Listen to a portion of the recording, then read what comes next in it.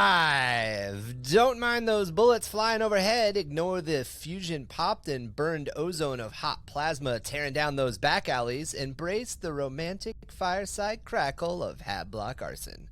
For the Administrata Marshals and the Vizgalita would like to remind us that everything is as it should be. Continue on with your shifts. There isn't a cult war burning out of control.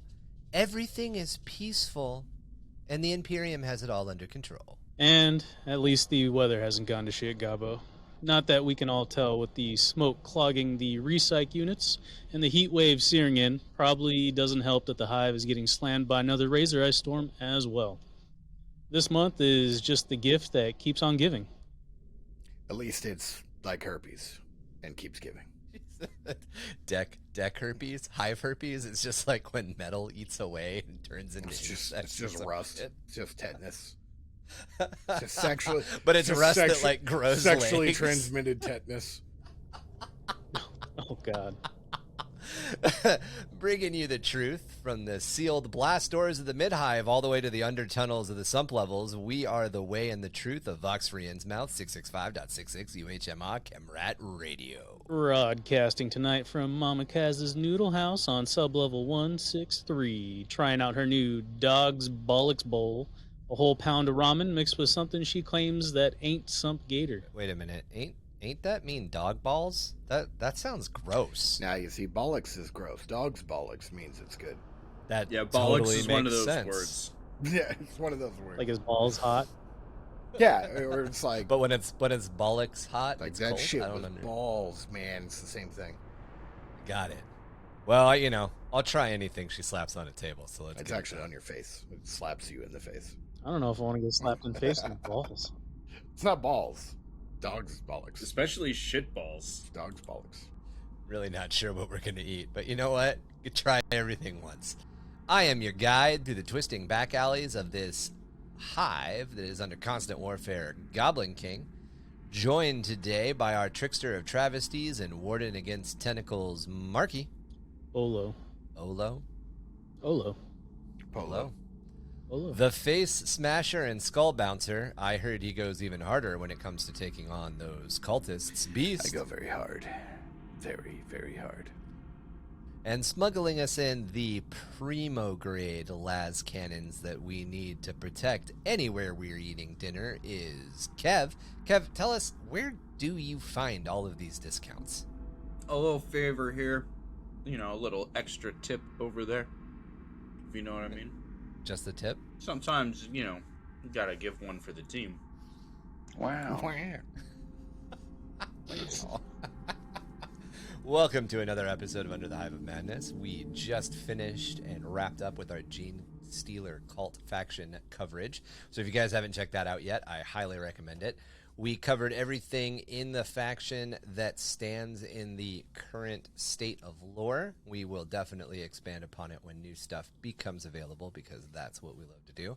However, we generally also like to introduce our own lore, the stuff that we've come up with, either for our own little corners of the universe, our own little storytelling mechanics, or our own armies. And Marky plays Genestealer cults. So today, on a special episode of Tales from the Hive, we are going to dive into Marky's Genestealer lore.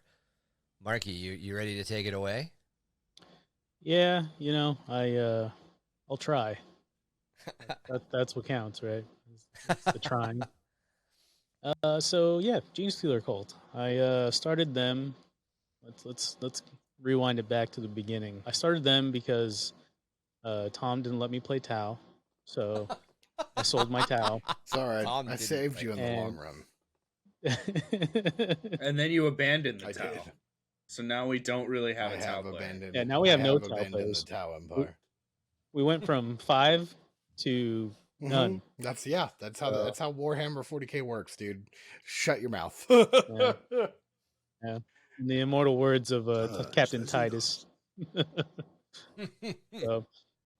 So I ended up selling my Tau army, and I think Genestealer cult was still pretty new. I think this was like close to the end of 8th edition that I started these. They were like that's about right. Yeah, they were. I don't know, maybe. No, it was ninth. It was beginning of ninth, end of eighth, because it was when Hovid started, because they were my Hovid army. So I ended up selling all of them. I think I got like $1,200 for all of my Tau. Maybe like half of it was painted. I want to say it was like maybe 4,000 points, 3 to 4,000 points, somewhere in between there. Sold it, and then bought like a bunch of boxes of Genestealers, Genestealer cultists, that is. I already had it. The reason I somewhat kind of was leaning on them was because I can almost like intermix my Deathwatch lore with my Genestealer cult lore, and I had a box, the Overkill like box game from GW that is Deathwatch versus Genestealer cult. So I already had some cultist models. Ended up buying like 6 Goliaths and a bunch of Ridge Runners, a bunch of bikes. Like I pretty much bought almost like one of every unit, and I bought a few used. I say used. What do you call them? Pre-owned. Not used. Pre-owned. The whatever, second eBay hand rescues. Yeah, eBay rescues, just stuff that people sold to the shop that I ended up picking up and repainting myself. As far as the alien theme, if you're not already aware, I'm assuming most people are, because I flaunt it enough, I think, between Instagram and Facebook and just the people I play with, that I have an alien themed army. Alien is in the movie Aliens 3. Xenomorphs. I think that's what it's called. Xenomorphs. Thank you. Aliens, and then Aliens 3, and then Alien Resurrection. Yeah. There's a couple movies. They're not bad. Check them out if you haven't already. One or two. Yeah, 1 or 2. So I chose Aliens just because I always really liked the. I'm pretty sure a lot of people have seen them. If you haven't, there's a Xenomorph themed Tyranid army. It's like where they have like almost like a Moloch blasting through like glaciers on their base and stuff. It's a pretty gnarly Tyranids army if you haven't seen it already. And so I decided to base my Genestealer cultist off that specific Hive fleet. Not, I guess it's unnamed, or if it is named, I don't know what they named it, but I based it off that. So I fired up my 3D printer and threw face huggers on all my neophytes, and I shaved off the heads of my acolytes and threw on the xenomorph elongated skull, I guess you could say. Also decided to carve out their chest and throw a couple chest bursters in there.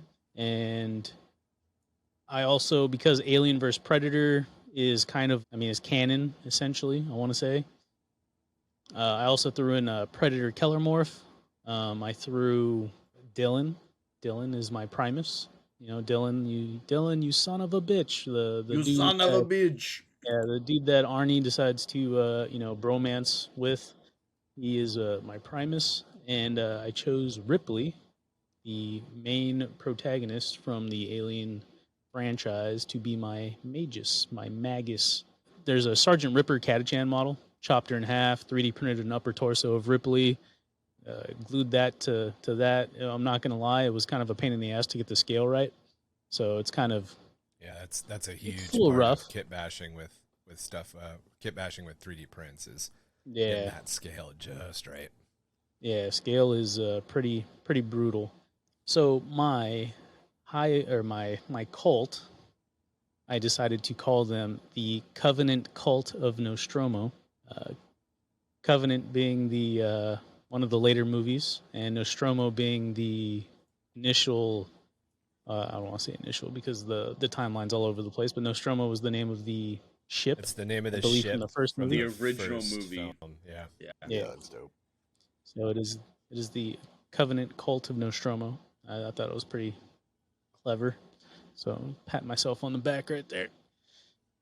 But I decided for my Genestealer, yet to be patriarch, to be stowed away on a penal colony transport ship. Kind of like in the original Pitch Black movie. You got that little ship that has all the, what do you call them? The cryo sleep prisoners and whatnot, all stowed away on the ship. Eventually crash lands on a foreign planet. Unfortunately, I did not go with that. I decided to go with a fringe world imperial planet that is surrounded by 10 moons. Those 10 moons are all penal colonies that the Imperial planet sends all the no bad people to. So if you're being bad, you The get sent to the moon. bad people. Is that their Yeah, official yeah. title? That is exactly what I wrote down. So, and again, this is all free form stuff, kind of like the orcs. Nothing is set in stone, but these are all just kind of like the bullet points that I laid out for this specific army. The Genestealer that was stowed away on the penal colony ship decided, or not decided, but it felt the presence of a powerful psyker that he decided to deliver an ovipositor kiss right on the mouth of the psyker that eventually gave birth to the Ripley Magus that I have. Now, when they landed on this planet, the Genestealer went off and did his own little thing, eventually picking up the higher echelon or higher tier political individuals of the planet. Because it is a penal colony, they're essentially, they run the moon. And what I decided to do in order for this to kind of like supercharge its way through this process, it decided that it was going to influence the higher ups to give them a medical kiss, I guess you could say. So it lines them all up, throws bags over their heads or blindfolds on their eye, and essentially the patriarch was sitting there just freaking jabbing every single person down the line, just sending them down the line, jabbing them all. So eventually they were all infected by the patriarch's Genestealer kiss. Prisoner number 47242, please proceed to the inoculation chamber. So, and the other thing that I decided to do was have the inmates be cycled between the 10 moons. So there's constantly transport ships being ferried between each moon that, because of the fauna on the moon, which I haven't decided yet, go into hibernation at certain times. It's the safest time for them to mine, which these planets, I chose to have it's kind of like a nod to the fire skunks, which essentially they mine a specific type of volatile promethium, which it actually stinks, and I think it burns green. So something similar to that. I haven't really decided what it's called or what it is, but it's essentially a volatile form of promethium. Doesn't have to be the same thing, but something similar. And because this is a fringe imperial planet, it's not looked at very often. So it's often looked over by imperial forces because it is so far out. They don't often make their way to this planet except for this volatile promethium that they trade out that is being mined from the moons in the first place. The moons are considered extremely precious, I would think. There's no reason for them to be there if otherwise, right? So there's some type of an extremely valuable resource, essentially. Right. So there's a reason that whoever's trading with these guys continues to push them to produce higher and higher quotas, right? Exactly, yeah. So between the Imperium, rogue traders, and maybe other xeno species, this valuable resource is being traded. And between the Imperium specifically, they are given more, I would want to say, more bodies, but I wasn't too sure on how I wanted to do that yet. I wanted to say that the Imperial Fringe planet was just a very densely populated hive planet. So there's multiple hive cities on this planet, and essentially they're so strict on that planet that if you do anything wrong, they send you to these moons. So they send you to these moons if you fucking look at somebody wrong, essentially. And it's essentially an excuse for them to send you to the moon, so that way they will trade. They that over-police. They Exactly. over-police to extort prisoner numbers. Yeah. Exactly, almost like Judge Dredd style. So the moons, the politics of the moon are essentially like, hey, we're dwindling in numbers. We can't give you the promethium, resources that you want, at least in the manner that you want them, or the time that you want them. So provide us more bodies, and we'll be able to meet our quotas. When in reality, they're essentially just stowing away all these dudes over and over. They're just building to- their forces up and up and up. Exactly, yeah. And then and obviously, you know, transporting to different moons and overpopulating themselves. The other thing that I was kind of doing before, I mean, obviously the new rules came out, and there was a little bit of a snafu in my lore, because before, if you run Brood Brothers, it was a little bit easier. Now it's a little bit harder, but I had essentially ODST shock troopers in my army. So kind of like mix mashing a bunch of stuff. I already had the units. I just decided to put them into my Genestealer army. Now I don't know where to put them, but what they are is essentially like the police force, the guards of the penal colonies. And the guards are essentially not there to keep the inmates in line. The guards are there to protect the inmates from the local militia that are humans that escaped the colonies because they knew that something was going, you know. So there's something was there's up. like a homegrown resistance on the planet. Exactly. Or Yeah. And so what they planets. do is they hijack the ships, and they try to steal essentially the incoming inmates, basically saying like, hey, there's something going on here. Like there's these people aren't right. They're these people. These guys aren't right. There's something going on. They're like, I don't know if it's some kind of mind control or what, but we're breaking you out. Join our forces. If you go there, you'll never be the same. So, Paul, get the shotgun. Neighbor's acting weird again. yeah, exactly. So that local militia essentially tries to steal all the incoming inmates to basically bolster their own forces.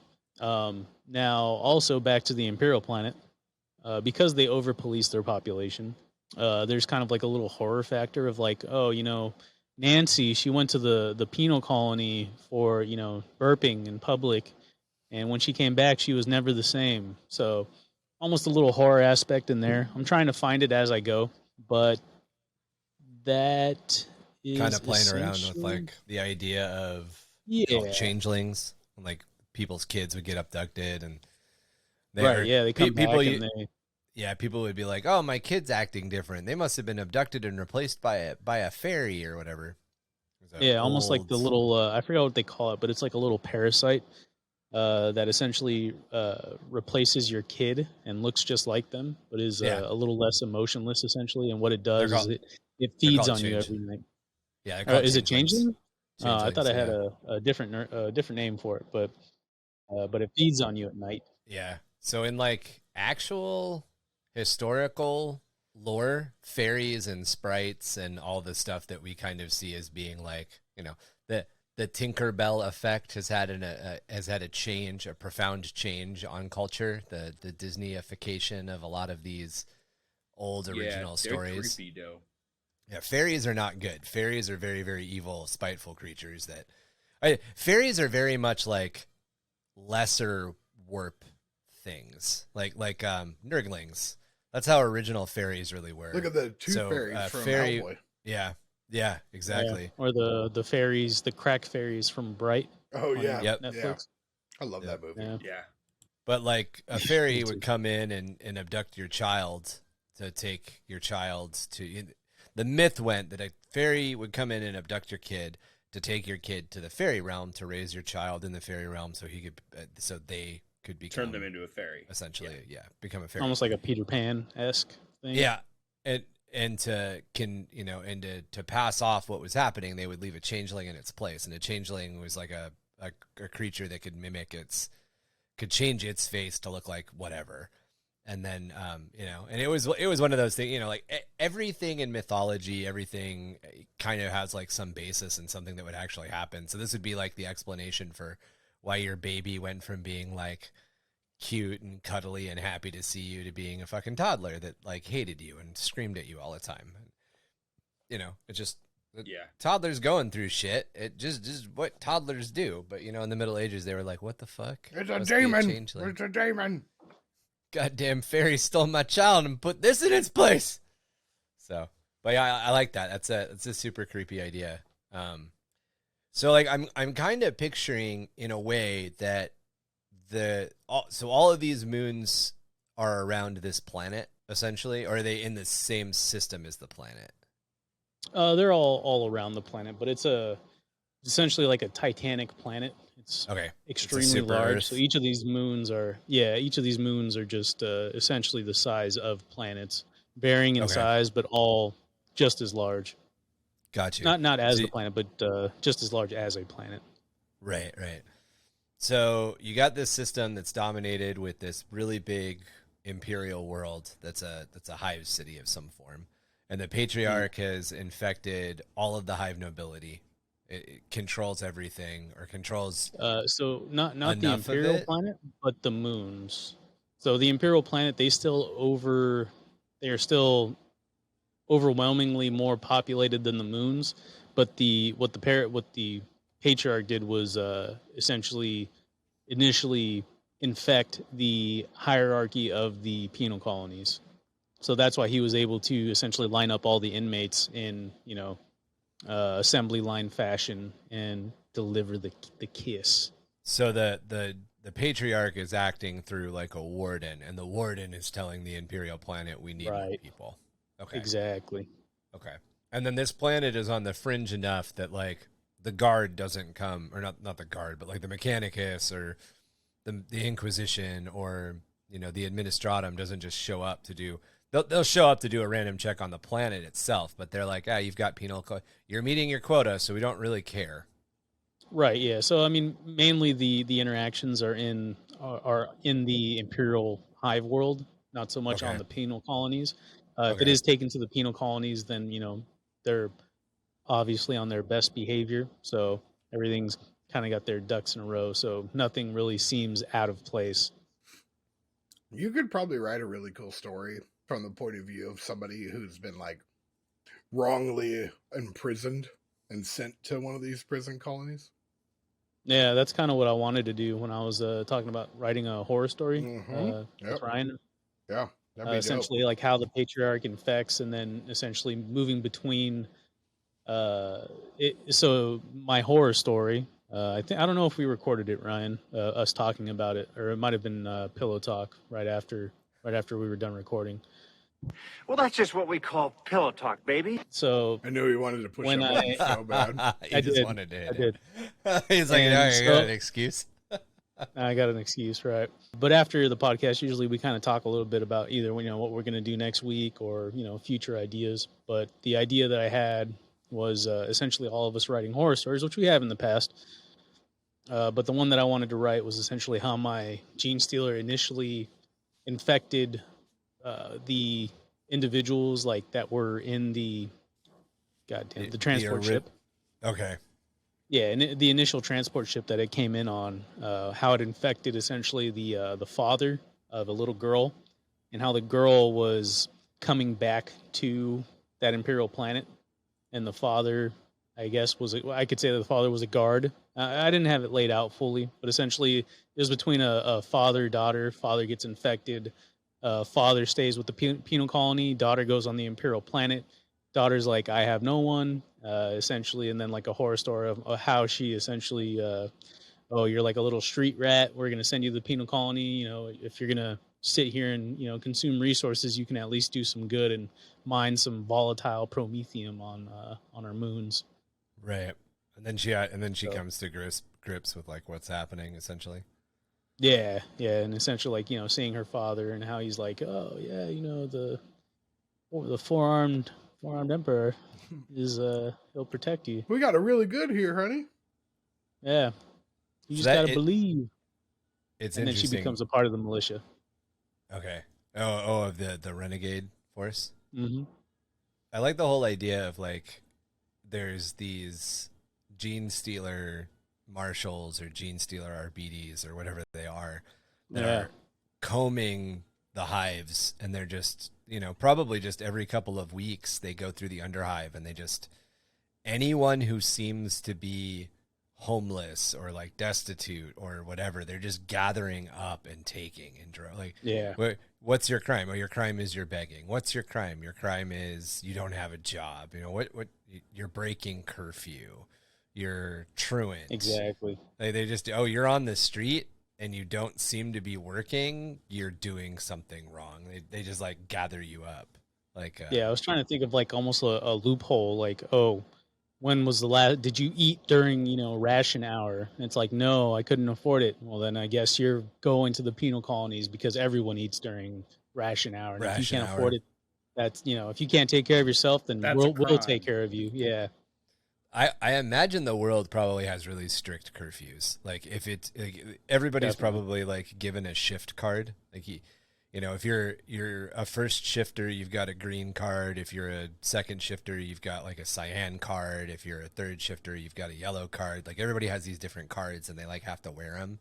And if they catch you out like of curfew, of whatever the curfew is set for the shift, they just they arrest you. They send you to the planet. And then if like they catch you without your shift card for some reason, they send you to the planet. So like obviously if you don't have a job, you're like a kid. Lose. Yeah, you're like a ganger or whatever. Like you don't exist within the normal confines. You don't have a card, so they're just going to arrest you. They're going to ask for your papers. They're going to ask to see your card. You're not going to have one. They're going to arrest you. It sets up a really like bad, like exactly what they would want. They're over policing. They're 100% over policing. Yeah, you have to use like mining colony script, and if you don't use mining colony script, they arrest you. Like, if they obviously if they catch you, because otherwise you don't have your little militia grow. Yeah, I mean it could almost be like what's that? So you're gonna talk back? That's paddling. You're gonna walk down the street? That's paddling. Paddle your ass right to that moon. You're like, wait a minute. You traded your Coca-Cola for your friend's Dr. Pepper? That's paddling. Yeah, they're the same value, but you didn't change mining company script. No, you've done your transaction illegally. You're both arrested. You're like, wait a minute, what? I think of it as like those guys from what is it? Hitchhiker's Guide to the Galaxy.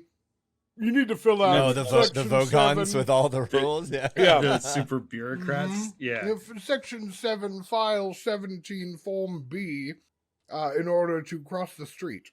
Yeah, almost like was it Running Man? Yeah. Where it's like super over policed, like you can't even curse. If you curse, it like gives you a ticket. That's Demolition Man.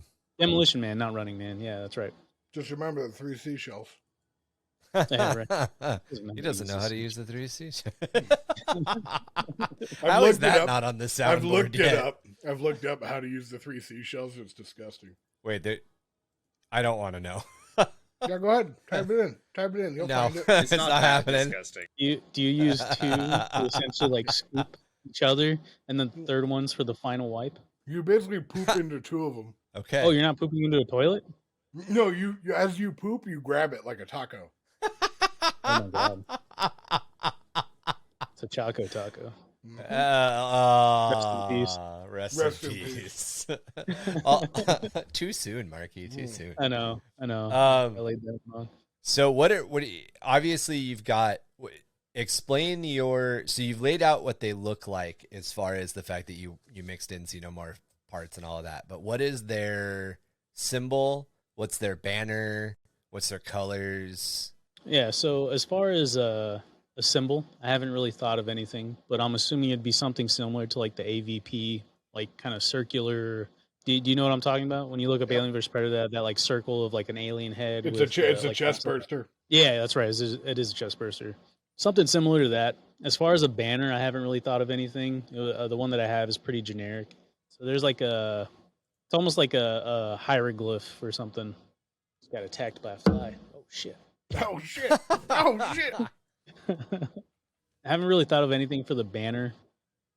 As far as colors go, I decided obviously their skin is like a slick black. The normal human looking ones only have like a hue of purple to them. But yeah, that's the symbol right there. It's kind of hard to see, but that would be it. For you Patreons, if you're on Patreon, we have a video style podcast. If you're willing, That's right. You plug that Patreon. You're willing to give us for $3, very generous $3, you can see our video podcast. It helps a lot with everything. If you like what you hear, which you probably plug don't. it. So yeah, and then as far as colors, like the Genestealers are always like a slick black with kind of like green accents here and there. Obviously, you know, green. The aliens xenomorphs don't have green accents, but I decided to throw it on there just to give them a little more character. Pop. They're just a always little more wet. pop. Yeah, always wet. Wet. Actually, I was gonna have them. Yeah, I was actually gonna have them like a matte black. But the wifey was like, "No, they have to look wet. They have to look just wet." Like that. She's right. And I'm just like, no. I hate, me personally, I hate gloss. So I like when things are like that color. But they look good because they look like them. I get it. They do look wet. And then as far as the like just kind of generic color across the army, they all have green vehicles, very reminiscent of the. I think it's Aliens 3. They have that like big green vehicle. Aliens 2. Aliens. Or Aliens. Yeah, the APC. They have that, yeah, exactly. That APC. Very kind of standard military. Like when I say standard military, I mean like Hollywood standard military green color. Right, exactly. Like very olive drab color with some accents here and there. Do you know a lot what of that orange vehicle, just because it pops. You know what that vehicle actually was? Wasn't it like an aircraft tug? Yeah, it was an aircraft tower. It was a vehicle they used to tow aircraft onto like tarmac. And then they just like modified it. Yeah, they just basically painted it green. Some extra nonsense on it, and they're all APC. Yeah, or what are they called? The APU. It looks super futuristic. To be honest. Well, they even modeled like the guys who were like creating. They're like, we've made the new Humvee. They like legit modeled it after it. I was like, that's smart. Interesting. It literally is just like a flat ground That's look at crazy. The like second picture on there. Although the thing is the inside of it isn't really the like open. Like that's all engine and. Oh yeah, no. It's that's one of those things where when you see the inside scenes of Aliens, the inside of the APC is way bigger than the inside of that vehicle would actually be. Oh yeah, those things are not very big. Like that's the height of a man. Did you guys ever see the film? You gotta remember, it goes under planes. Did you guys ever see the film Doomsday? Yes. Their APCs were really cool. Yeah, their APCs were neat. They built those too. I'm sure it's based on some real tank or some real vehicle. I mean, it looks like it's based on like what is it, the BDR or the one of the BMP variants, Yeah, they're just neat looking. The funny thing is that if you look up the inside of any of these vehicles, they are way smaller than they look on television. Because like you can't get cameras in there. You can't get cameras in that shit. I mean, Mark probably knows. Like being inside of an APC, man, like that shit's cramped. Oh yeah, there is no room. It's always cramped, no matter what it is. Unless you're in like a plane, and even then, sometimes it's cramped. Dude, the last time I was in Bronco, which is a dual umbilical APC, I legit couldn't fit in it, so I sat on the roof. And that's how we drove around. I was like, "Wow, I'm not going inside of it. I'll just sit out here. Give me the gun." Yeah, not only is it cramped, but when you're wearing a bunch of gear on top of that, oh, you can't move, dude. Like getting in there without it, you're like, yeah, you're just like a beanbag, a bunch of beanbags stuffed into the back of the box. I don't know what you guys are talking about. Obviously, you can fit 5 or 6 actors comfortably spaced, like a medical table with a bunch of like different devices, several screens. Right, a chair that can move back and forth on a conveyor, and then an entire camera crew and sound guys into there. You guys are making these they're much bigger than you're saying. Sure. It is funny though, because like as soon as you start thinking about how many people have to be in it to like, you watch a scene. There's a dude operating a camera at least. There's a couple of people with boom mics to capture all the sound. There's a sound engineer, and then there's, at the very least, a director. So there's like 5 people and a giant camera. I'm like, how the hell did you fit all this into a car? They didn't fit it into the car. They cut the car in half, and those guys are sitting where there is no car. They're on the roof as well. They're on the roof as well. There's a saying. It's called nut to butt, and there's a reason that it's said often. because they want you crammed. Just fucking. Just sardine it in there. You'll be fine. Yep. You're like sitting inside of someone's lap. Yeah. Nice to be inside you. Can I know your name? So you got your vehicles or that green, and you got all that. Yeah, accent. and I went with orange accents just because kind of green and orange pop a little bit. Plus, I have I went with the moons are all this purple color, and that material or that resource is essentially like a green mineral that can be I'm assuming ground or melted into this volatile promethium like substitute. So a lot of my models have like the little green rock essentially glued to it.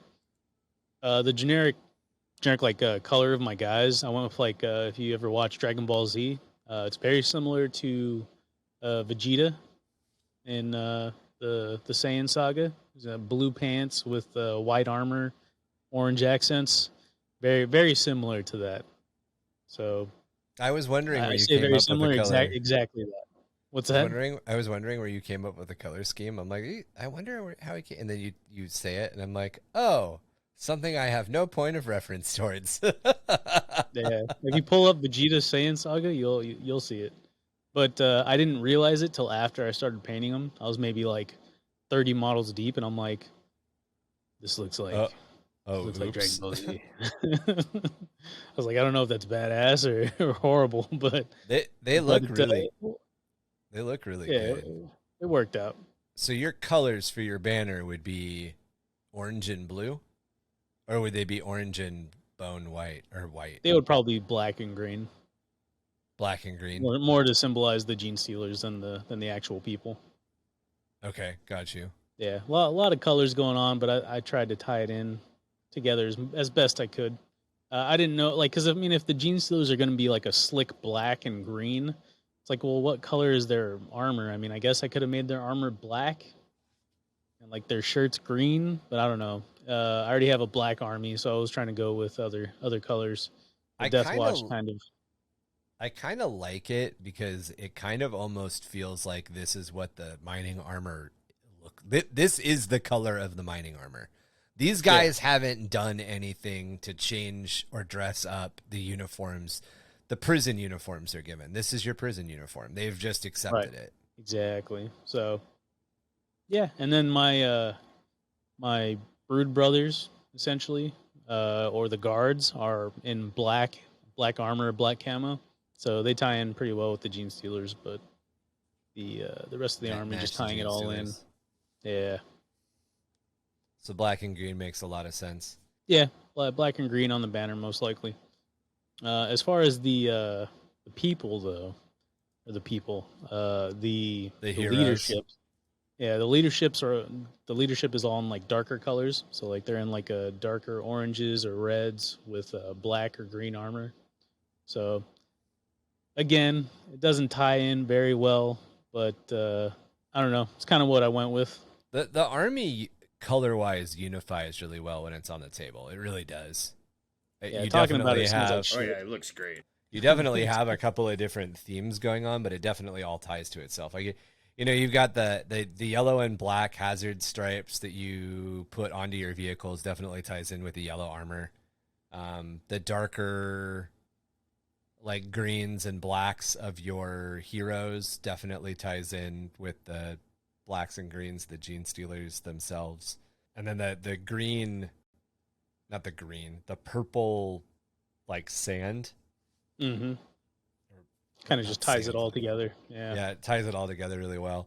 It's an awesome looking. It very much is a very awesome looking army. Appreciate it. It was I think it took me like 3 months to get that all together, put together, painted. I put all of these damn models together. There's like I think only the essentially the HQs I bought secondhand.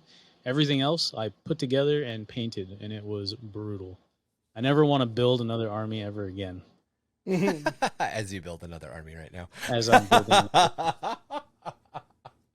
So what, you know, you've got your bones, you've got these 10 different mining moons that orbit a massive planet.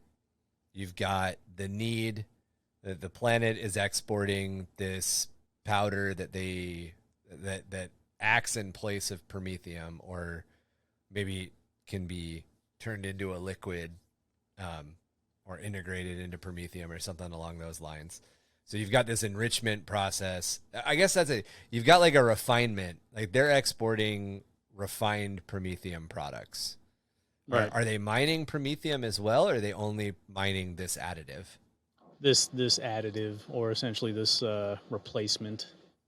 And do they ship that in Alternative. bulk, or do they refine it and then ship it?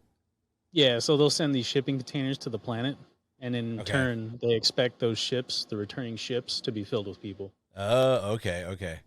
So they're basically got you. or vice versa. You know, Right. the Imperial planet sends a bunch of people on these transport ships, and they expect that transport ship to be filled with, this Purple lithium. alternative, purple lithium, Purple lithium. to be essentially sent back. Got you. So there's like a give and take to it.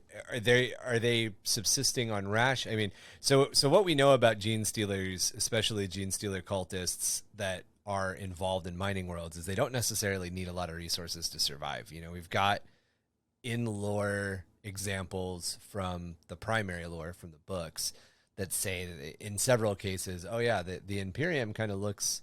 The Imperium doesn't look too deeply into the mutations because these guys are consuming less resources when they're mining. So are they subsisting off of resources that they can gather from the mining planets, the mining moons themselves, or are they expecting resources to be traded with them? No, Like when they get a new the shipment Imperial of guys, there's a bunch of MREs in the box in the cargo ship too. Yeah, well, I mean, because it's an Imperial planet, they're the ones governing these penal colony moons. So essentially, the Imperial planet is sending back, rations, Got it. or importing these rations into the penal colonies, so that way they can, provide whatever energy and sustenance it is to keep them going. Got it. So they've That's- spread. I had a grimdark thought. You said they're sending out these transports full of promethium products, Mhm. and they're expecting them to be full of people on the way back. So that means they're just packing the people into the same transports Yep. that hold the promethium. Exactly. That's exactly why. Good luck, don't die. Yeah. There's a Essentially. certain amount of breakage that the cult is willing to accept. Yeah.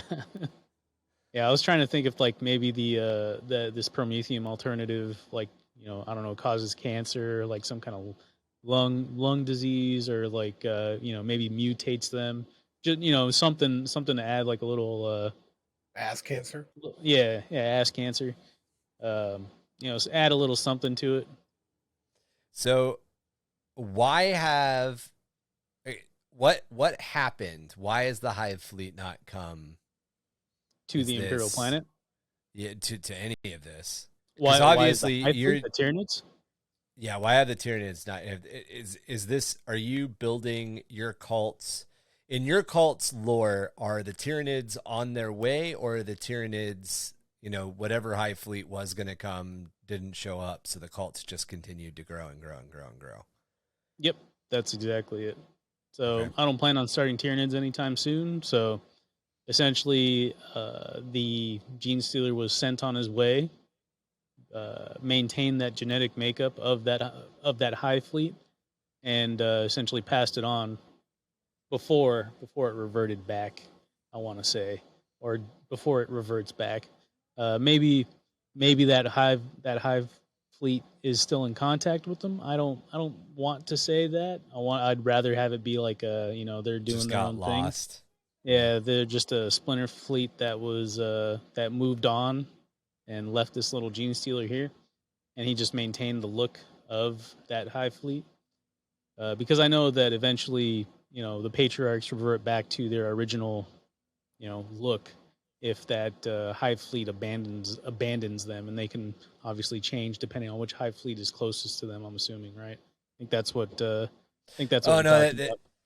so their coloration reverts back after like generations. So the original, like Oh, the original patriarch or original Genestealer that initially. If the original brood lord that's been separated from the fleet, he's going to maintain the color. So for my hive fleet, they who thirst, my colors are green and purple, as well.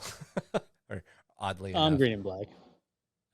Right, but you've got the green and purple like elements going on. It's just kind of funny. Yeah. But where was I? You can be my hive fleet, my sugar mama. I have been in the past, but this is true.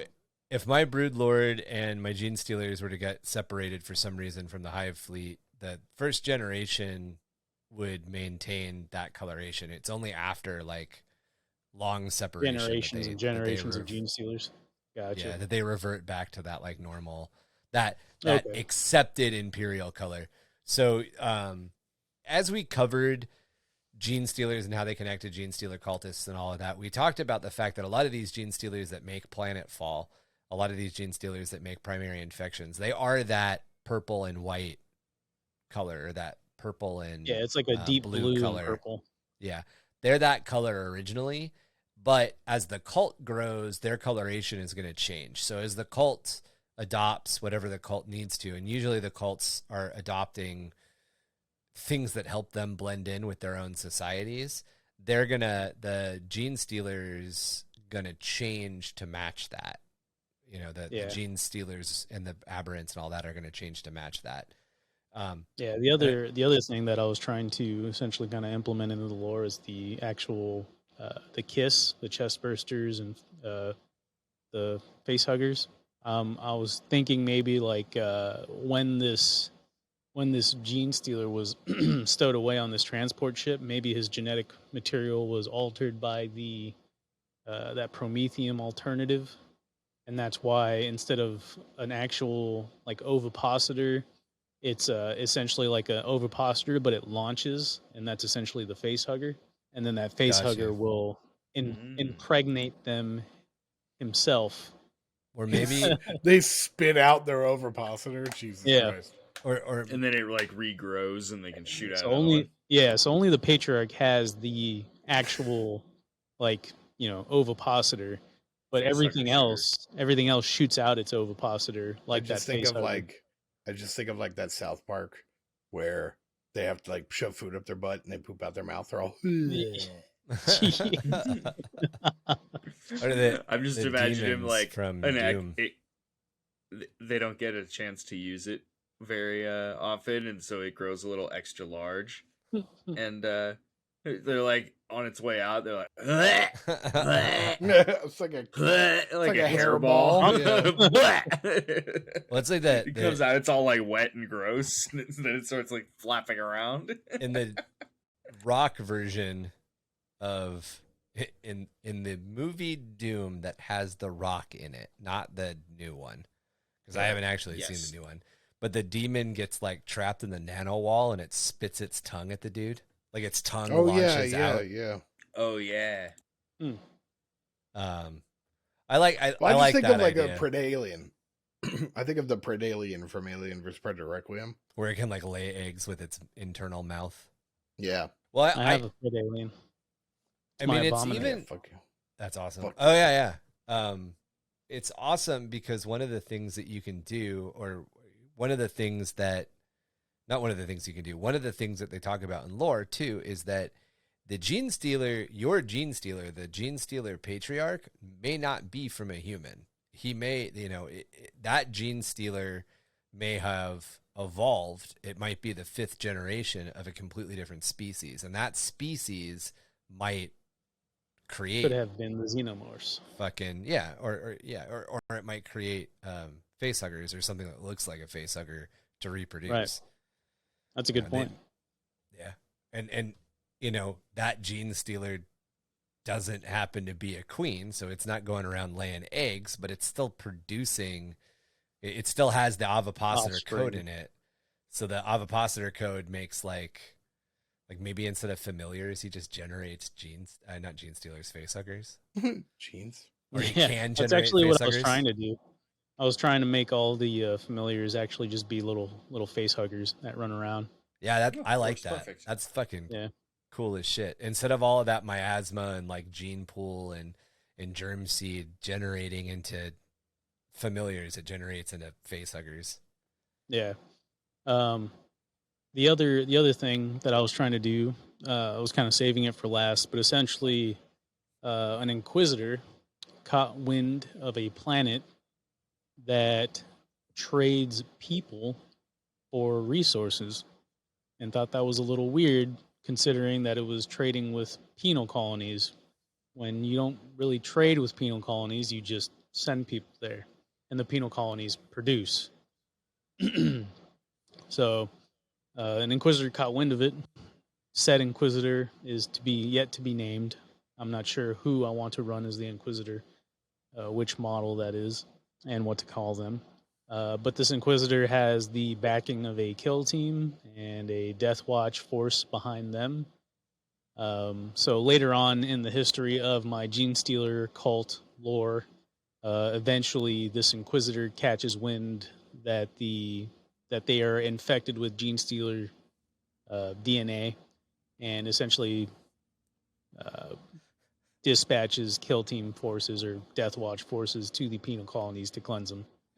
Instead of dinosaur DNA, Genestealer DNA. Exactly. It just popped into my head as you were talking. Yeah. That's Life cool because that finds a way. you're so- linking- Life finds a linking way, your homie. Linking So your two armies in like direct opposition with one another. exactly. Yeah. So I'd like to tie in all my lore between my armies. That's the plan, at least. I'm just trying to find a not corny way of doing it. So the question that I've got, the last question that I've got, or the thing that I'm wondering if you've thought about, is in obviously our gaming history. We've done team play, we've done duos where it was you and I versus Beast and Kev, and I Right. brought my Tyranids and you brought your Genestealer cults, and we fought on the same side against these guys.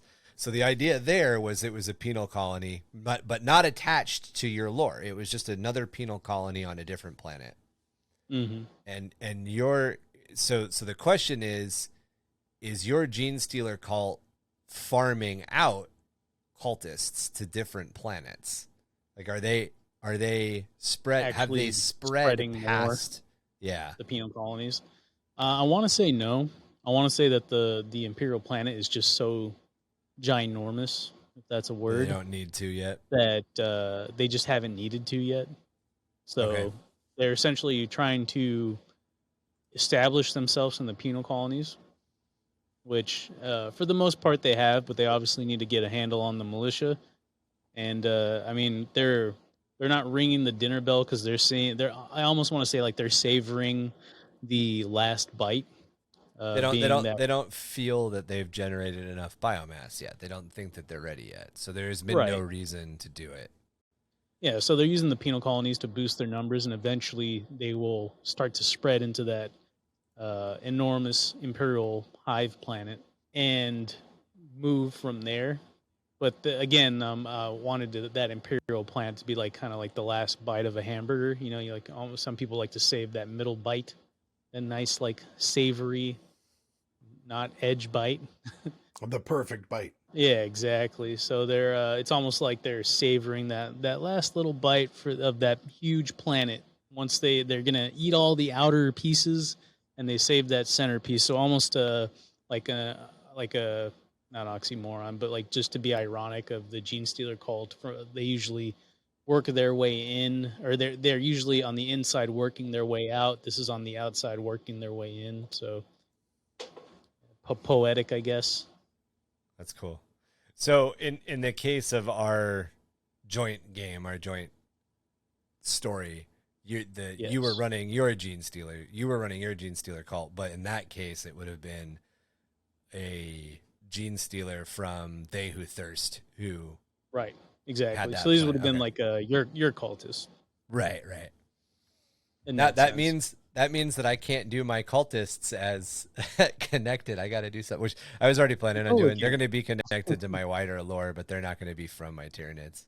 There's more moons. There are always more moons. That's cool. So is there any plan to That's do no moon. anything else with these moons? As far as anything else, not really. I mean, I've already expanded the army as much as I could. I think I have Okay. like almost every unit.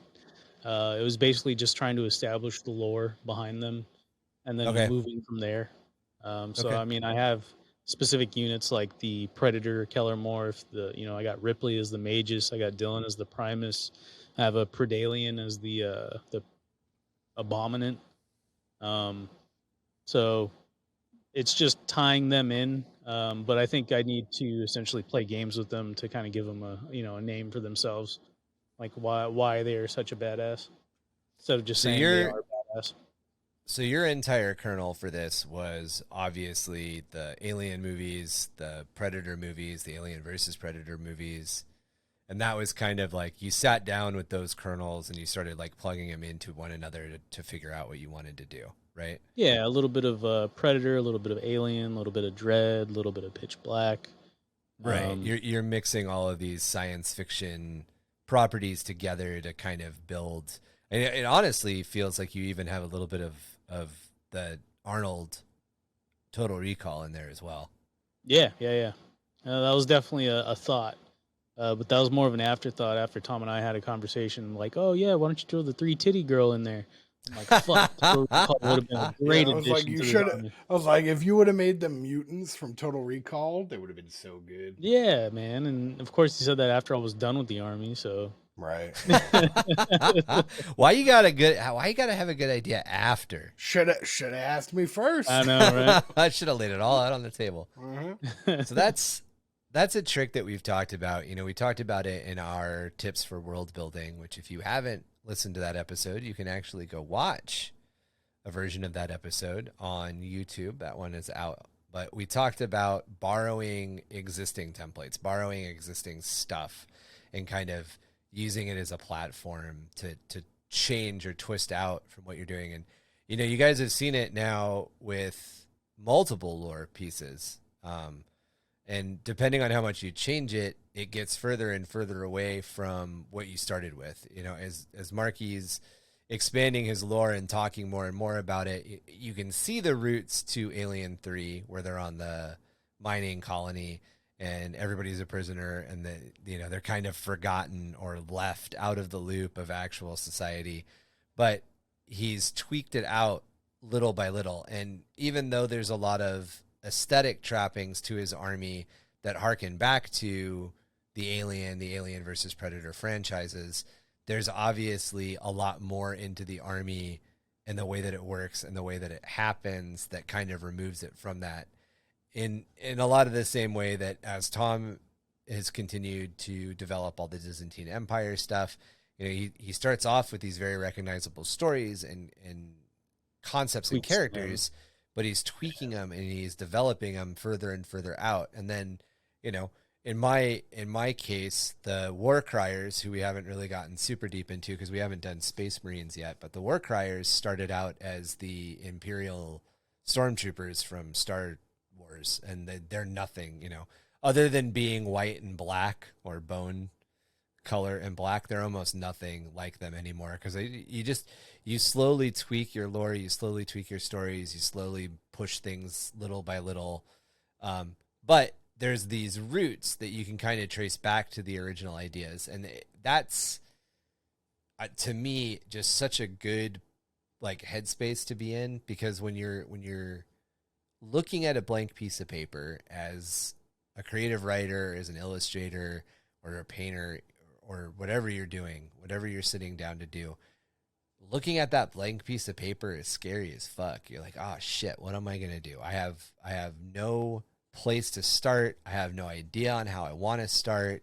And if you grab onto these different ideas that link into the armies that you're playing with, you can kind of get that foundation, that diving board, so to speak, that you can start tweaking off of from that point forward. I know a lot of people kind of try to focus on, well, not a lot, but I know some people try to focus on strictly being original. And not that that's a bad thing. Obviously, being original is great, but nowadays it seems like almost nothing is original. If it is an original idea, maybe it just comes to you, not something that you just think of right on the spot, or else everybody would come up with original ideas. So maybe just come up with, things that you love, things that you enjoy, and implement those into, what you like. Right. And like, obviously for each one of these armies, everything that we've talked about, there's a codex that exists. So you're not starting off original anyway. And I'm not trying to be negative, or I'm not trying to like shine a negative light on creativity. Obviously, creativity, inspiration and creativity are very important, and they come from everything. And that's, I think, kind of what I'm trying to drive at. There is no original idea. Everything's a remix. You're already sitting down at a table with, say you just picked up the Chaos Space Marine Codex, because that's the newest one that's out. But say you just sat down with your codex for whatever army it is. Say it's the Genestealer Codex, because you just finished listening to these episodes. You're sitting down with the Genestealer Codex, and you want to come up with your idea, your Genestealer cult, and you feel that you have to come up, as Marky said, you have to come up with a original idea. Well, you're not starting with an original idea, because you're going to have to follow the rules of the Genestealer cult in order to develop whatever you want anyway. Your Genestealers aren't going to be able to have like, Quizzly Bucks. You can't have Quizzly Bucks. You have to have Aberrants. You can't have Quizzly Bucks. Right. You could cover your Aberrants in fur and make them look like Sasquatch and say, oh yeah, they took over Quiggly Bucks, and this is what a Quiggly Buck looks like. But it's still an Aberrant. So play around. We play around in that realm because that's a really good foundation for expanding and creative writing. And a lot of people that get into, sorry, go ahead. Oh, I was just agreeing. Yeah. A lot of people who get into creative writing from a game perspective, they're going to do it through these role playing or collaborative storytelling games like Dungeons and Dragons, Warhammer 40K, Warhammer Fantasy Battle, Mordenheim, whatever you pick, whatever game you pick as your kernel. None of these are, as we've brought up, as we've talked about, even the races in 40K and the Imperium, as Kev pointed out, every ab abhuman has a connection, a direct connection to a fantasy race. And Yep. even, the squats, which are the Leagues of Votann, which are coming back, and the Eldar, or the Leagues of Votann that are back, and the Eldar have connections to fantasy races. So, don't put yourself into a box where you think you have to come up with the next best idea. Your idea is going to be the next best idea as you work on it. And that's the cool part. Yeah. And also, it's not necessarily even the next best idea. It's your own flavor. Right. And since taste is subjective, Yeah. not everybody might like your flavor, but you'll like your flavor, and that's what matters. Yeah, that's true. it's more of like you're doing this because you enjoy it for yourself, not so much. I mean, some people, I guess, do it for the enjoyment of others. I know I do this because I enjoy it myself particularly, but I know some other people like to create things so that way other people can enjoy it. This is my hobby, so I'm enjoying it for myself. But some people get enjoyment out of giving enjoyment to other people. It's like you're on a podcast I'm selfish. and you record a bunch of information to bring enjoyment to other people, but you don't want to admit it, Mark. That's what I'm hearing. No, I don't do that. I don't do that. Never been on a podcast in your life? Just to remind you guys that this is a no notes episode. So if you don't talk, Ryan is going to write notes and give you a reason not to talk, regardless of how boring my lore is. So you should probably fucking talk, or else Ryan's going to write notes and not give you a reason to talk. I just letting you know. There's a reason this one was open forum. Anyway.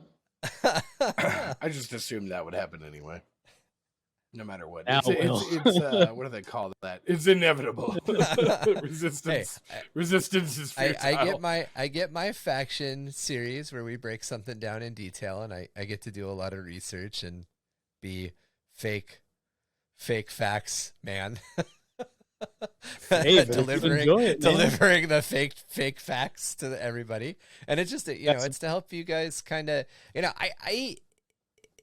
to get into why, obviously the main reason that we all came together was because we wanted to share our own lore with each other and with you guys, and kind of build that like sense of that the enjoyment for all of us is in coming up with stories.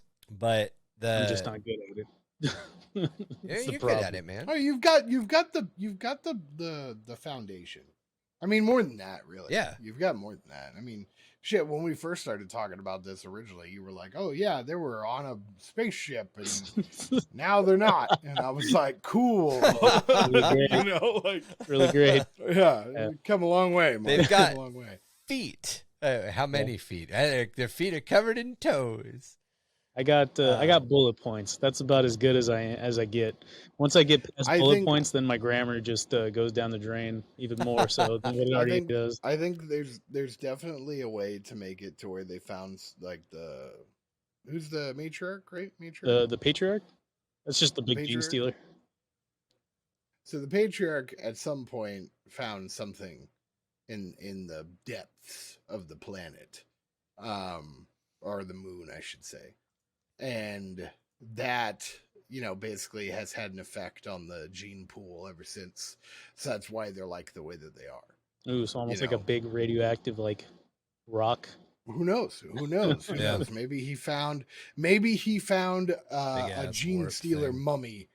Another Genestealer from another hive fleet that had basically entombed itself, and he found that and got freaky with it. You know what I mean? Like, so, who knows? Like, because like that was the whole thing with aliens, is like there's like a queen, right? So maybe the patriarch found a queen, of some kind. Yeah, like a carnifex or something. What are those things called that give birth to things? Termagon. Turvagon. Yeah. Turvagon. Yeah. Right. Like maybe he found one of those. You know what I mean? And he was like, you know what? Like, I could actually start pumping out some things now rather than having to infect people over generations. Yeah, and then definitely. That's what he did. He that's why you have chest bursters, is because that's the Turvagon that's been it's like an ancient Turvagon in the middle of the moon. Yeah. He's trying It to has like little out eggs. It produces because the idea that they are xenomorphs that are smart, where they have like people, is sick, right? Like, because the whole cool thing about xenomorphs is that there's a queen, there's soldiers, things like that. And if you expand upon that further with these guys, I think, like, it changes what Genestealers are, but you can get there. You can get that creative freedom in there, like where they don't necessarily eat you or turn you like use your DNA for the chest burster, right? But the chest burster, they put an egg in front of you, right? Which this is their ovipositor spits out eggs. You know what I mean? Instead of them biting you or whatever, their ovipositor opens up and spits out an egg at your feet. Yeah, I was trying to figure out a way to kind of establish like how they would produce these eggs, because all of my watch are covered in those eggs. I now covered some of them in these eggs. So So the queen, right, is like, basically what, it's not around anymore. Now it's just the patriarch or whatever, the patriarch? Yeah, the patriarch. The patriarch took over the genetic material of something that produced eggs. Yeah, exactly, right? And then now what all of the, first generation guys do is they spit up these eggs, right? And that's how their kiss works, is they spit up one of these eggs at your feet. Yeah. And they'll restrain you, It's just like how the xenomorphs do in the movie. Yeah. Or maybe they don't even need to. Maybe they don't even need to restrain you. Maybe they just like like in Alien, they're just fast as fuck. And that's how that's how they get you at first. They take you, they restrain you, they do that, and then now you're one of their soldiers. Right. You get a little fucked up, you get a little modified. It doesn't work exactly like the Genestealers, where it takes like generations or whatever, but it's like it works like on a 1-to-1 basis instead of generationally. right? So every time you give birth to one, because they're also prisoners too. There's like, where's Right. the women? Right. Well, no. You know, they're on penal colonies, so they had to figure Penal out a colony way doesn't to. give a shit Yeah, what penal- sex you are. Yeah. Yeah. Okay, well, I'm just thinking like that's why they had to develop a way to breed without breeding. You know what I mean? Well, they're probably just they're like doubling down on their efforts. Like they can do both, and the Genestealers do that anyway. You know, there's the breeding portion, there's the humans fuck a lot portion of Genestealer cults, but there's also the going and getting fresh recruits who aren't portion. Like they do both at the same time. So I'm bypassing the fun stuff by not no sex. They produce an egg, chest burster runs out, sticks its ovipositor down your throat. Chest burster comes out and essentially Or fucking fly. or maybe they've figured out your patriarch has figured out a way to jump from first generation acolytes Yes. directly to fifth generation Genestealers Yeah, by infecting acolytes with a chest burster. Yeah. See, stuff like that. Ooh, that's a good one. Ooh, I like Because that. then you can immediately Neophytes. have Neophytes. yeah, are the human ones. neophytes. Yeah. So you can immediately go from, if you need your instant, and that works the way that like you have them planet hopping, because like the patriarch, makes his little patriarch second, the second patriarch, and he sends the second patriarch to the next moon, and that patriarch just like vomits a bunch of eggs into a chamber, and then goes and vomits a bunch of eggs into another chamber, and then like that patriarch, that subordinate patriarch isn't Genestealer kissing people. He's just leaving eggs behind, and then as the miners get to those chambers, they're just like every fucking alien movie. They poke it, and it jumps on their face really fast, and they're fucked. Mm-hmm. And then What that if they use it- patriarch, Patriarch always said best cousins was kissing cousins. Kiss cousins. What if they use it almost like a instead of to infect, but as a, like you said, to skip a generation. So yeah, so the patriarch. That's how you get Genestealers. Yeah, Yeah, patriarch real produces these fast. eggs because you can't obviously stow away Genestealers. You stow away acolytes to transport into other areas. So what they do is they transport them with these eggs, and then these eggs they pop them. Face hugger comes out, chest burster bursts out, turns into a Genestealer. Genestealer stows away, and then that's how. And then maybe they're left with like a scar on their chest, and that's how you know that they've produced a Genestealer. and they can only do it once. Right, exactly. You can jumpstart the cycle. You can skip a bunch of generations once. So you can essentially Well, ship. you would skip one generation essentially. You would Yeah, skip you could the neophyte to, however long it takes to birth a Genestealer baby.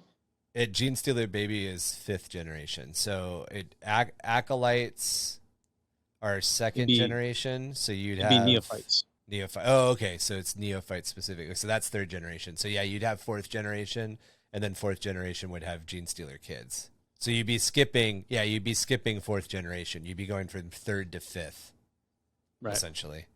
And that's the way that like you want to start another colony really fast. You send one subordinate patriarch, a handful of 10 neophytes and 10 eggs. You're going to have 10 neophytes and 10 Genestealers as soon as they land. And then that's a hell of a force to take over a prison planet. Because what the fuck's a prison planet going to do against that? Just like you laid out. Yeah, I like that. It's a reason why my neophytes have face Chest huggers and bursters chest coming out. bursters on them mid battle. Yeah. Well, dude, like aliens. What was I gonna say? Aliens ain't broke. You know what I Right. mean? Like the xenomorph idea is pretty dope. Yeah. So why not include Well, it? and You know what I mean? And the other thing is that if you're listening to us right now and you're like, well, that doesn't make any sense. If a chest burster is going to come out and that's the germ seed and it's gonna kill you, blah blah. That's exactly how Space Marines reproduce. They generate two progenoids. They have a progenoid gland in their neck. They have a progenoid gland on their back. And before they go into battle, one of those progenoid glands can be harvested, and then that goes into the gene banks of the Space Marine chapter to be implanted into a new human that will become not a Genestealer, that will become a Space Marine. And then the other progenoid gland stays in their body until they die. But there's nothing in Space Marine lore that doesn't say that a Space Marine isn't generating multiple progenoid glands throughout their life. They could be harvested more than once. Spoiler alert for a future episode. But the idea that in the Warhammer 40K universe, things are being removed, organs are being removed and becoming something else is already established. 1, 2, in the Genestealer lore, it's already established that fucking cultists can get pretty fucked up before they die. Yeah. Pretty horribly fucked up before they die. Yeah, that's what I figured was like they're not, the only reason they don't die from it is because they're Genestealers already robust. Yeah. Yeah. So like if they do it to a human, a regular human, Yeah, straight up kill them. It kills them. Yeah. Yeah. But then you get you get an aberrant. Yeah. 100%. You get the fucked up weird ones. You Right? know, like, Yeah, that's a good idea. It totally makes sense too. Baby. And they would still do that because, like, again, when that secondary patriarch arrives at planet Moon number 2 and he goes and starts booby trapping mines with eggs, the first guys that are going to come across that are going to be these like hardened, embittered miners, that are at the forefront. They're the guys like, every fucking coal mining movie that exists, the guys that are at the forefront of the seam, they're always extra grizzled. Or they're Ben Stiller from Zoolander. Either way. Well, you get an aberrant when they do a chest burster on Normal a human. No. A Ogren. Oh, an And then Ogren. you get and then what are the other ones? Abominants, but abominants are specifically made.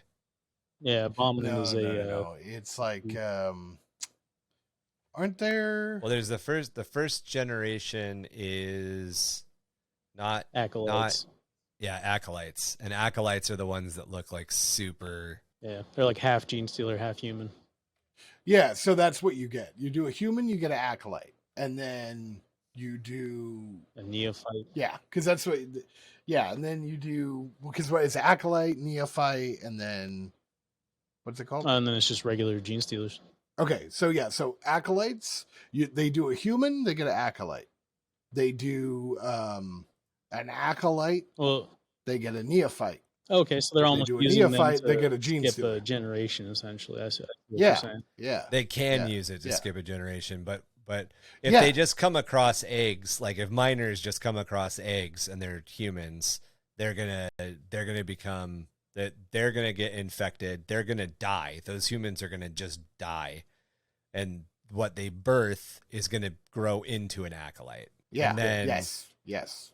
yeah, and then And then by that point, they're more robust now because they're acolytes, right? Right. So then if they view it as like an honor to receive an egg again, and then that's how you get a neophyte, the acolyte survives, and then the neophyte can do the process again, and that's how you get a Genestealer. yeah. So first and second generation are essentially both acolytes, and then third generation or neophytes, fourth generation are almost human, and then or can pose as humans, and they make all the cult operatives, and then the fifth generation are Genestealers. Third and fourth are essentially neophytes. Yeah. So first and second are both different types of acolytes with just different levels of mutation. The second generation obviously looks more human. A little bit more human. So that's a way to do it. The ones that are technically the like third and fourth, those are just acolytes or those are neophytes that never had a chest burster. Yeah. So there's definitely a lot of ways to play with it. I like it though. I like the idea dope. of like a little combat stimulation thing where you just pop an egg, throw a freaking face hugger on you, and you produce another little dude. Yeah, they produce asexually. That's super like tape boring. worthy. You know, Well, they can do it both ways because you're still having the standard generations. Not unlike your mother. They just have because they're not using just the ovipositor to infect Right. because they're doing this other method. They've essentially you're traveling both ways on the. You're getting your cake and eating it too. Yeah. Doubling You're down. getting your cake and having sex with it as well. Isn't that pie? An American Pie It's whatever I fucking Yeah. want. joke in there somewhere. There you go. There's some It's buying the cow and getting the sex for free. different acolyte faces. Just I call know, my I- mom a cow. What? I think it's red versus blue. Or no, just call my girlfriend a cow. Yeah, you call my girlfriend a cow.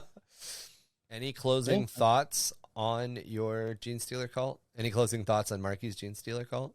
I just remember every time I go to prison, I gotta wear a belt. Get my jeans don't get stolen. Yeah.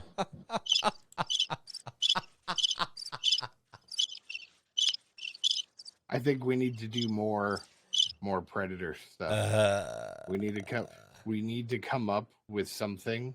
Fuck it. We even come up with like what's it called? I need a Catachan kill team. Is what it Yeah, sounds like. something. Yeah, something like that. Like Catachan. Oh, I guess I lost my camera. It froze. I thought you were like reading a book. No. Well, you could do it. Somebody else could do. Well, you've already got some predator forces mixed in, or some predator aesthetics mixed into your Genestealers. But somebody else could do a predator-based Genestealer cult, or fuck it. Well, like something. Yeah, you could do. You know, you Yeah. could take somebody could take Dark Eldar, and instead of running them, you're using the Dark Eldar rules, but you're running them as predators. It Yeah, actually that's makes a a good lot idea. of sense because that's the race that hunts people for sport. So. Yeah, Yeah. some like, and then like soup them up like to where they basically look like predators, but like more custom. Yeah, Definitely. that homunculus is working overtime. I got to produce how many more of you guys? Oh fuck! But that's cool. But yeah, I don't really have much more to add than that. Like I said, it was mainly just bullet points and discussion, kind of like the orc episode, of not having everything fully developed. But if there are any ideas, I would gladly accept them and like to use them. I want to know. I want to dive a little bit more into why this economy works with the planet and the moons. But I think that's probably something that I want to. I'm gonna put that in my back pocket. I'm gonna bring that back up when we talk about the creative writing economies and black markets episode. Yeah, don't bring that back up. I don't have a Oh I don't no, have a reason. It just works. Well, we'll bring it up. explore. We'll bring it up as an example I and explore kinda- it. I like to work our way through Yeah. it, Marky. We'll figure it out. No, I don't want to. We'll figure it out. Just believe. Just believe. Just believe. Just believe. I don't want. I don't need. Well, the ancient- that's the beauty of it. That's why the economy does work, because we believe. right. The dollar is actually worthless. It's a super grimdark Where is it? idea, though. There you go. The whole concept of like, Yeah. you want us to keep meeting your quota numbers, you have to give us more, Yeah, more prisoners. bodies. and that's what they're doing. Mines You are know, We dangerous. need more cowbell.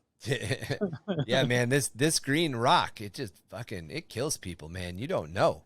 I mean, could you imagine like the first radioactive material mines? Oh man, the stuff that we know of in the real world, that's the first like radioactive stuff that we've ever dealt with, is horrifying. Yeah, like, people were just digging this shit out of the Welcome back. ground, like with their hands, like they didn't know. Oh yeah, yeah.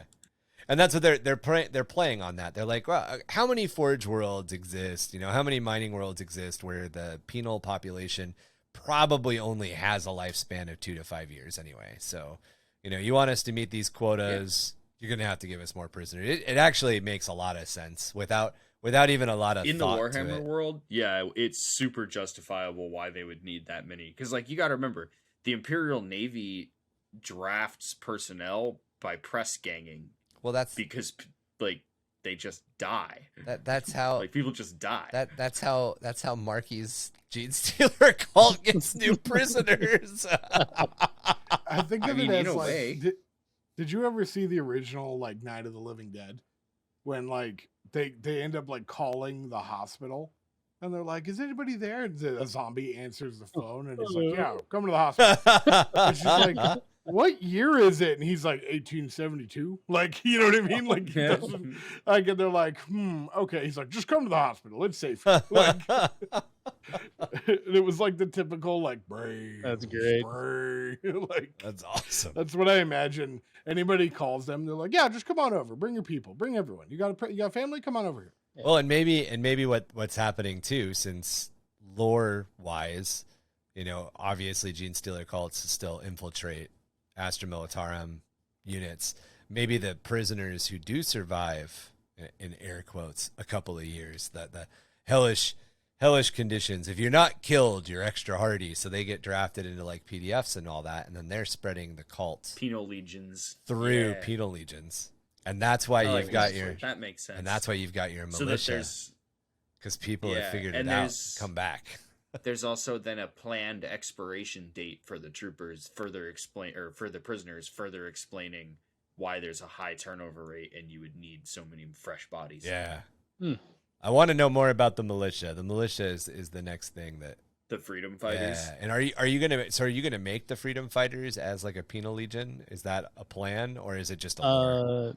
I was planning on making them like out of gangers. Very cool. Oh, that was that'd be dope, dude. Maybe your kill team right there. That's a kill team idea. Oh, we could play a game with our gangers escaping. Right? Yeah, that'd be fun. Genestealers. To figure out why the fuck we got there, but right. Well, you didn't go home. We were on vacation. I didn't have my green card on first shift. We didn't have we ended up on the wrong transport to the wrong system when we tried to go on vacation. Ended up at that place and obviously fucked up immediately and got thrown in jail. I don't understand It's just Euro Trip. It's just like the movie Euro Trip. Oh man, it's the worst the cruise. safe word is Argenschutzenhaufen. It's the worst cruise ship ever. Dude, no wonder these tickets were so cheap. Scotty doesn't know. Scotty doesn't know. So good. Fuck. Me scusi? Oh my god, dude. Wow. I say that all the time. Me scusi. Me scusi. All right, guys. A 40K Euro Trip movie. It'd be so good. So good. So if you guys, I'm into it. If you guys have been inspired by the last couple of Genestealer episodes, or maybe you're working on a Genestealer cult yourself, or you've got some questions about lore, you can get us those lore bits, those questions, all that other stuff at our email addresses, which are underthehiveofmadness@gmail.com and gymdarkgaming@gmail.com. The other way to connect with us and talk with us, lore, gaming, tactics in Warhammer, painting, you can see what people are doing, you can see what we're doing, is to join us on Discord. It's probably one of the best places to reach us. We're pretty much always on there at all times. we at least one of us is paying attention. Mm-hmm. That's also a way to connect with us as far as the Under the Hive of Madness lore itself goes, the stuff that we're developing in our own little sector of space.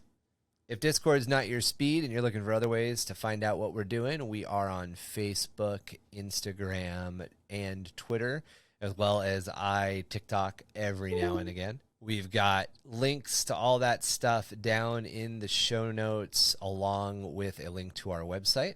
Please consider giving us a review or a rating wherever you find podcasts. It's the best way to help us grow. It really, really helps out when we get those ratings and reviews on Apple, on Spotify, and on the other platforms. It really helps show the show to other new audiences, which is always super helpful.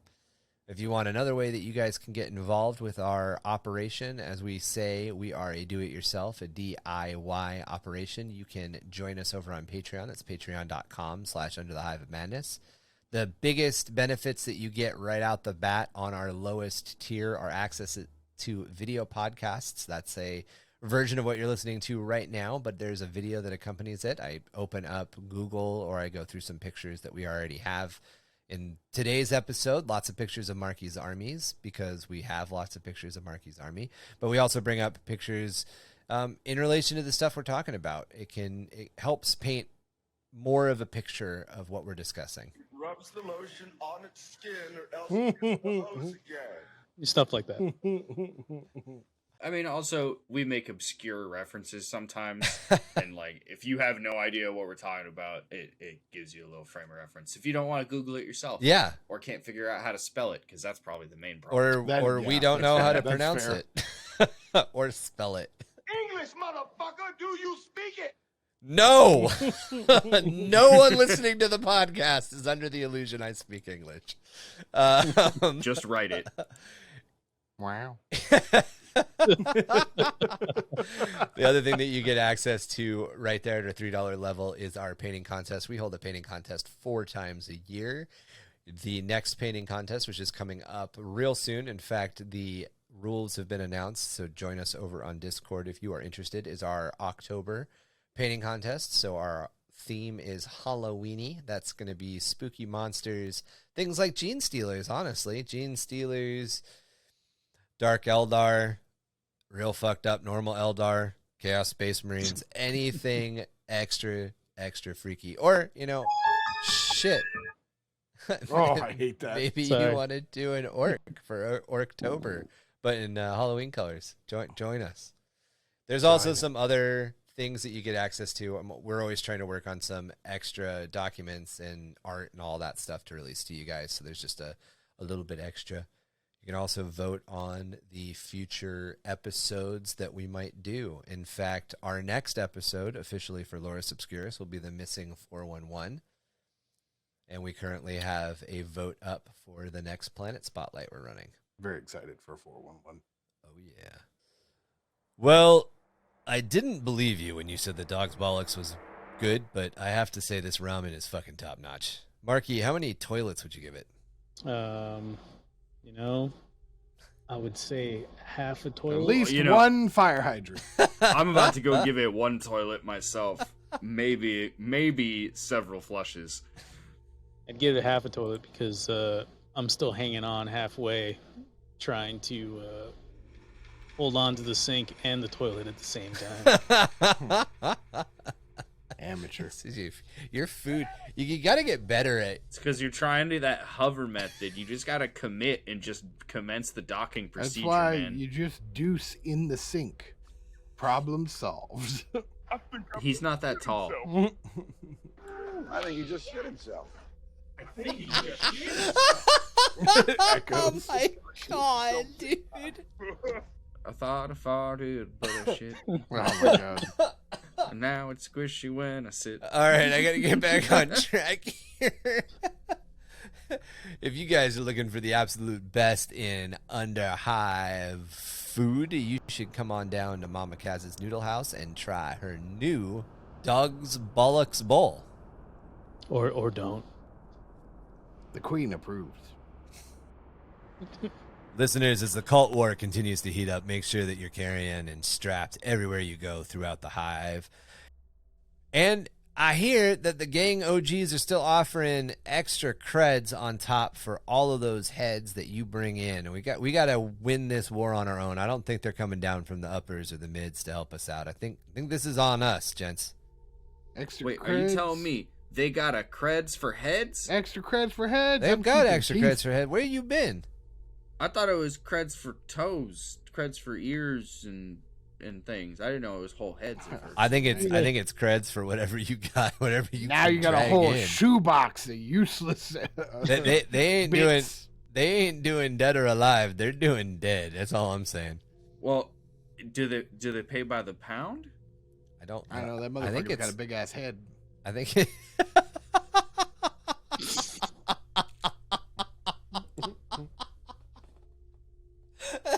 Jesus Christ. I don't know why that Which one? That Which one one? got you. Which one? Because my brain immediately went, which head? Yeah. That motherfucker's got a big ass head.